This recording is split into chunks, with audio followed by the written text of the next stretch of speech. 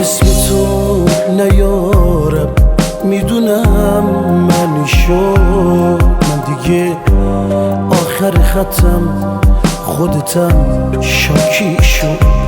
مردنم برام یه جشن، من به مرگ خندیدم. پشیمون نیستم از این که جا زدی جنگ